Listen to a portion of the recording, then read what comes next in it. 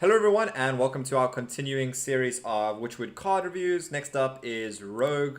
As with all the other reviews, we're going to be rating on a 1 to 5 scale. 1 are your really trash cards like Magma Rager and Cataclysm. 2 are your kind of tech cards or fringe cards like Dragon Slayer. 3 are kind of your playable or niche cards like Plated Beetle or Deadly Shot. 4 are kind of your staple cards in a class, so they're played in lots of decks in that class, or they're kind of deck defining, like Gadgets and Auctioneer is for Miracle Rogue, which is a very relevant example this time, and Wandering Monster is for Hunter, where it's pretty powerful across most of the Hunter decks. And then 5 are your real meta defining cards.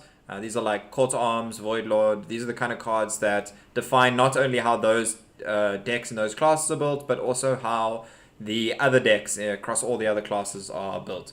They're the kind of cards you have to consider whenever you're building decks. So let's get started with Rogue. First up we have Tess Greymane. Tess Greymane is an 8 mana 6/6 legendary minion with Battle Cry. Replay every card from another class you've played this game. Targets chosen randomly. So, a kind of end game, let's say, for Thief Rogue. It can be very powerful if you can replay minions, for example. That is one important thing to note here. You can... it's all cards, so it'll even replay Death Knights if you've played any Death Knights from your opponent, which sometimes can have powerful abilities, like Battle Cries as well. So there is some, potential there for some crazy shenanigans. But ultimately, I mean, Tess is probably just more of a late game kind of value option for Rogue. Most of the thief type cards are not particularly good. If we look at the ones that really are worth playing, we're pretty much just looking at Hallucination and Blink Fox, which is one of the new cards we'll get to just now. Hallucination, what's nice about that is it allows you to actually discover the card, so you kind of have more of a choice. I think that's key for comboing with something like Tess. You can pick like one-sided AoE or something that negates the targets chosen randomly part of Tess. Or just the biggest minion, right? Yeah, or just a good minion, or like a Deathstalker Rexar kind of Death Knight with a decent battle cry as well. So there's some kind of things you can do to make Tess work. Personally, I'm really not that sold on Tess. There are a lot of other Rogue players that are more keen on it than I am personally. But that might also just be because traditionally I've kind of hated this Thief Rogue archetype. I get how it's kind of thematic for Rogue, but I also kind of hate it. It's generally quite rubbish having to play random cards from your opponent's class. When you're playing cards from your opponent's class, they're generally not going to synergize anywhere near as well as cards you'd put in your own deck. Sometimes class cards are more powerful than, let's say, a random card in general, but like let's say you get a kill command, you don't have beasts to synergize with it largely. It's a lottery, basically. Yeah, like the cards you get are not so bad, but sometimes they can really be. They can be shatters or snap freezes, for instance. But at least Snap Freeze can freeze something. Snap freeze is better than shatter, yes. We had this discussion in the mage video. Yeah. Go back there if you want to find out about Snap Freeze. So overall, I mean, I think Tess Greymane is kind of a 3. I'm not really sure the Thief Rogue archetype is there. It might even be bordering on a 4 because honestly, Rogue hasn't really gotten very much good in this expansion, so it might see quite a bit of play. But hopefully in the future we can get some better things that we don't have to feel like we have to play Tess. I think it's 3. I think it's solid. The fact that, even, as an 8 mana 6/6, even if you just, off your discovers, get one semi-decent spell and one decent minion, I think it's pretty decent value at the end of the day. Like, the thing is, initially when you you read Tess, you're thinking like Yogg-Saron doing a whole bunch of crazy things, but I think because of the way Tess Greymane she's statted, I think it might just be fine to play Tess and literally just get another minion. It might be something like, it might end up a lot of times being like a spiteful summoner You know, Kind of, except it kind of, more controlled, but yeah, and not more as controlled. not quite as high roll Yeah, but because you know yeah, what I'm saying is you'll actually end up getting like an 8 mana 6/6 and another minion and maybe one spell, and yeah. that's okay. You know, that's pretty good probably. Instead of having like 10 or 20 different things. Yeah, the important thing here is you can kind of control whether you play the spells or the minions or whatever you get from your thief effects, Mm. and that can be kind of important. Um, so next up we have the other rogue legendary from the set, Face Collector. Face Collector is a 3 mana 2/2 with Echo and Battle Cry. Add a random legendary minion to your hand. Random legendaries are not necessarily all that powerful, especially in standard at the moment. I think there's a lot of situational ones. Like for instance, if you get Gen Greymane or Baku, those are particularly horrible ones to get. Any of the princes are not basically anything. Any of the legendaries that rely on a strong battle cry are especially bad. Yeah, I think most of the yeah. Thinking about it, the princes are generally not going to work for you in most decks you're playing Face Collector. The best thing Face Collector has is that it's kind of a value engine for Rogue, and I don't really think that the value Rogue deck is going to be a thing. I mean, if it is, Face Collector is good, but that's kind of the same story with Test. Test has a little bit more application, I believe, than Face Collector. Face Collector is kind of more strictly in that value Rogue game plan. The other option would be in something like Quest Rogue, but I'm not convinced there's kind of. Yes, the Echo allows you to play it extra times, but it's a legendary, so you can only have one of it in your deck, so it's more difficult to complete the quest on it. And then you And clutch your hand with legendaries yeah, that are then going to become 5/5s, and some of the legendaries you don't want them to be 5/5s, right? yeah, a lot of the legendaries might be a lot more expensive, so you don't really want them as 5/5s. It's nothing like Cold Light Yeah. Oracle was for that deck, where you're actually getting some synergy, and that's the one big thing that deck is losing. Rip caught out Oracle. Yeah. So Face Collector, I think overall I'm gonna give it a 2 at best until we see some kind of value late game rogue being a thing, and even then I don't know if adding 3 random legendaries to your hand and getting 3 2/2s on the board is really a good turn. Yeah, for me it's also a 2. I think as much as I like the whole value engine, I think let's put it this way: this card would have been amazing in a bunch of other in different a bunch of other classes, right? Yeah. The one niche synergy it has with Rogue is you can Shadow Step one of the copies, and then you can have another turn where you play, a 1 cost one and then a bunch of 3 cost ones. You can kind of, it's quite repeatable because of Shadow Step to get lots of legendary minions, but I don't think that is a good game plan. So it's going to be a 2 for Face Collector. Next up, we have Wanted. Wanted is a 4 mana epic spell. Deal 3 damage to a minion. If that kills it, add a coin to your hand. So rogues are losing counterfeit coin in the Year of the Raven standard rotation. So that's quite damaging to like Miracle Rogue in particular. Wanted is not anywhere near the kind of even the power of counterfeit coin because Not it's the not. card you wanted. Yes. It at 3 damage, it's for 4 mana, it's really underpowered compared to a lot of other rogue removal options like Vile Spine Slayer, Eviscerate, even Backstab. So the kind of reward you get back of the coin is probably not enough reason to play that. And the other big issue is that it actually has to kill the minion in order to get the coin. And Bad flanking strikes. yeah, it's a bad flanking strike is kind of what it's comparable to. Flanking strike will always give you a minion on the board at least.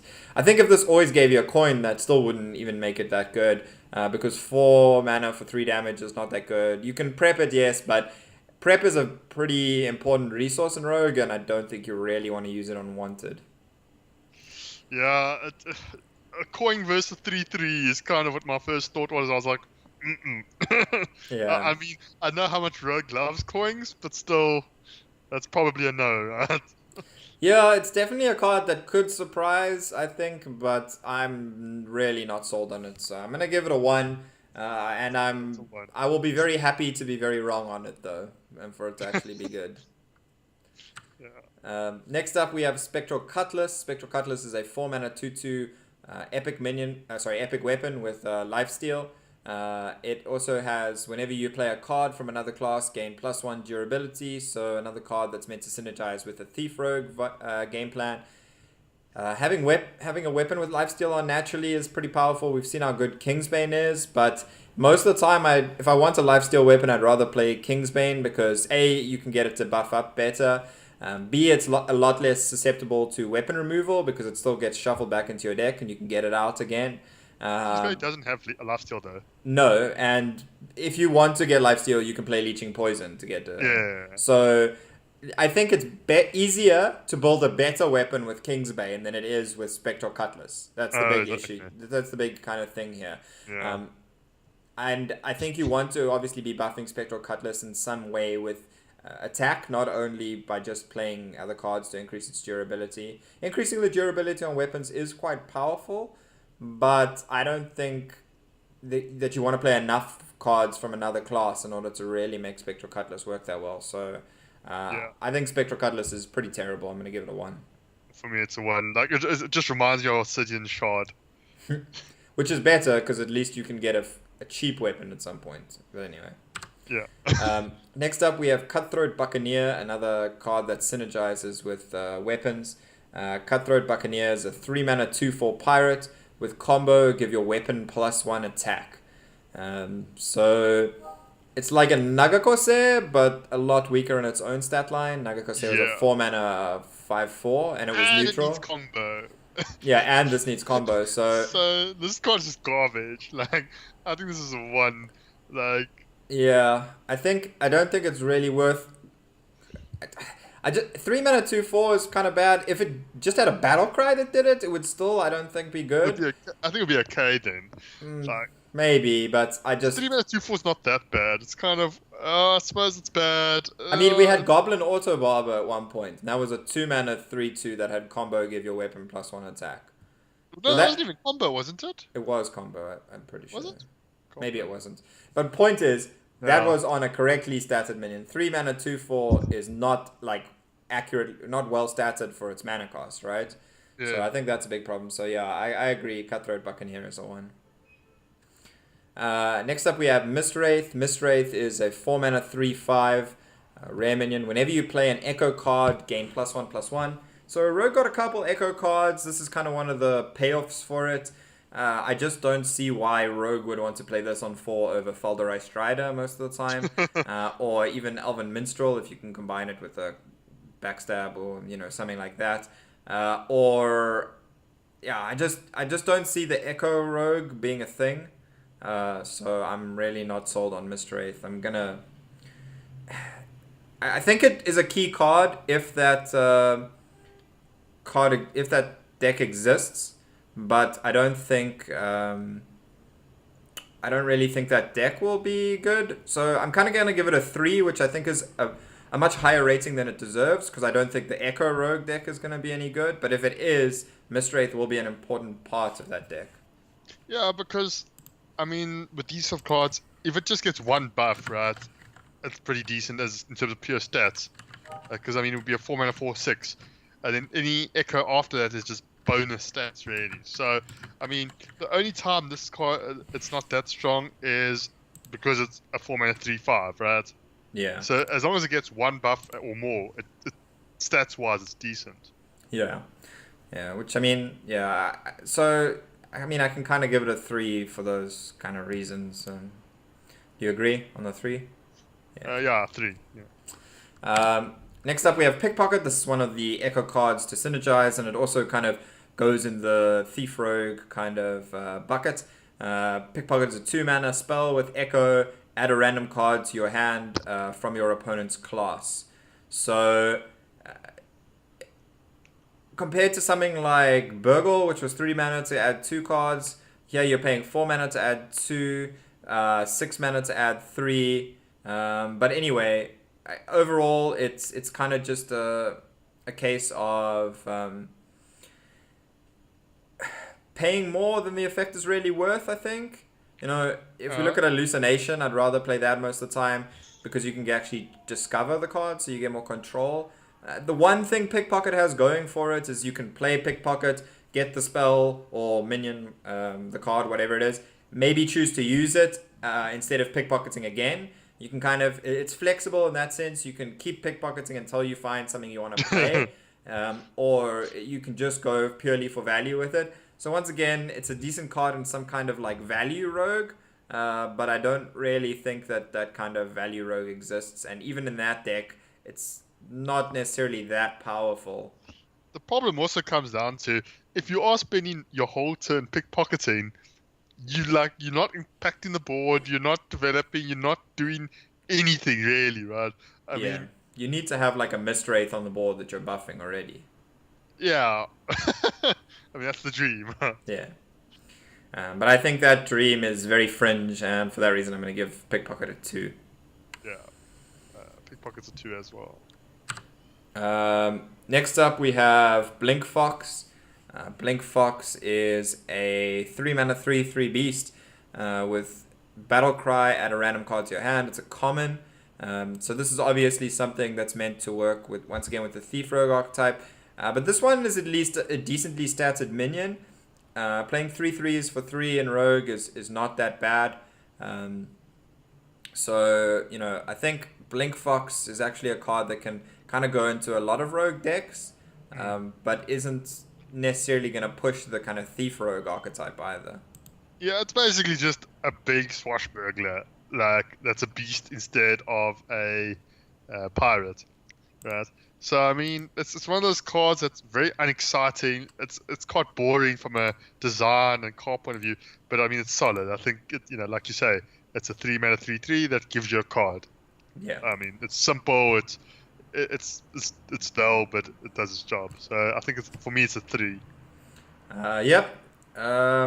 I think 3 seems pretty reasonable for it. I mean, it is a 3 mana 3/3. So I think 3 out of 3 seem, or wait, 3 out of 5, because can't include more 3s. But yeah, it seems maybe okay. Next up, we have Cheap Shot. Cheap Shot is a 2 mana echo spell for Rogue. Deals 2 damage to a minion. So, I mean, we already have Backstab that can deal 2 damage to undamaged minions for 0. Whereas Cheap Shot here is useful because you can kind of deal with wider boards as a Rogue, which is not something that Rogue has traditionally been particularly great at doing. But you are paying quite the premium for that, at 2 mana for every 2 points of damage. I mean, if you want to kill like 3 minions that have 2 health, you're going to have to use 3 Cheap Shots. That's like a 6 mana consecration in that case. And you didn't even deal the 2 to face. So Cheap Shot is definitely not an efficient tool for Rogue, but you can generate a bit of value because you can kind of remove multiple cards with one in a way with Cheap Shot. And at least unlike Pickpocket, when you're getting that value later in the game, it is actually having some kind of impact on the board. So I think Cheap Shot is a bit better than Pickpocket. I think it's one of the reasons to maybe play this kind of Echo Rogue alongside Mist Wraith. But I think it's probably the best Echo Rogue card that they printed. But that's not saying much because I don't really think much of most of these Echo cards. So I'm kind of going to give it a 3, but it's a very soft 3, like almost leaning on 2, because A, I don't believe in the deck, and B, I'm not sure the effect is really worth it. Yeah, I think for me it's also a 3, I think. And finally we have Cursed Castaway. Cursed Castaway is a 6 mana 5/3 pirate. It's a rare, and it has Rush and Death Rattle. Draw a combo card from your deck. So, Cursed Castaway, I really like the effect of drawing combo cards. It's cool combining Rush and Death Rattle together. But 6 mana for essentially 5 damage to a minion and to draw a card. It's kind of like a bad Starfire in many ways, and you can't even like prep it out like Starfire would be able to in Rogue. Drawing the combo card is quite a nice effect. It will generally draw you pretty good cards in Rogue. Cards like Vile Spine Slayer, Elven Minstrel. SI is probably one of the weaker ones, honestly. So, those cards are quite powerful generally. Eviscerate, another good one. So, Cursed Castaway, I think it might have some fringe usage maybe in some tempo decks. As a removal, maybe even if Spiteful Rogue would be a thing, but I think, the problem with Spiteful Rogue is you have to play Sprint as your big spell, and 7 mana drops really suck off Spiteful Summoner. So that's kind of the big issue with that deck. And otherwise, Curse Castaway I think could be quite good for that deck. We honestly need like an 8 or 10 mana spell for Rogue. That would actually be kind of good. Then, but yeah, Curse Castaway, I'm gonna kind of give it a 3. I think the effect is kind of powerful. I'm just not really sold on it finding much space in any existing Rogue decks. And also for me, like it's about whether is 5 damage in on turn 6, relevant enough. Yeah. Like I'm trying to think, is it going to find enough targets to kill, so to get the value of, because I mean you don't really want to be killing like 5 or 4 drops with it, right? And you don't really want to be like rushing it into a minion and then the minion doesn't die. Only the Cursed Castaway dies. Yeah.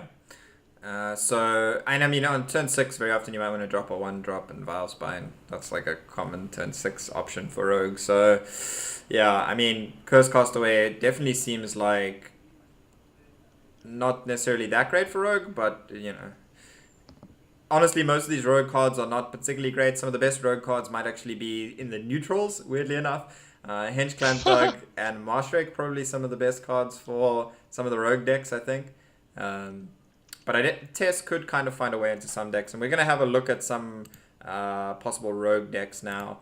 Let's start off with a kind of aggro Kingsbane Rogue that you've got for us here.